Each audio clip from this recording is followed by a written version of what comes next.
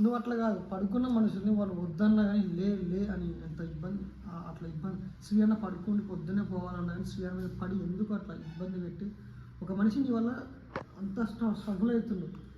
అదే ఒక ఆడపిల్ల అయితే అది పోక్సో యాక్ట్ అవుతుంది. ఎందుకు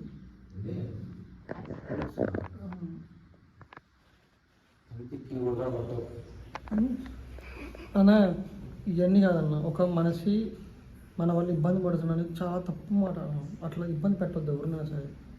ఎందుకన్నా తప్పు చెప్పినావు కదా, చెప్పింది చెప్తే ఇప్పుడు నీకు బయట కొన్ని పేరు ఉండొచ్చు, కొన్ని లక్షల మంది అభిమానులు ఉండొచ్చు, కానీ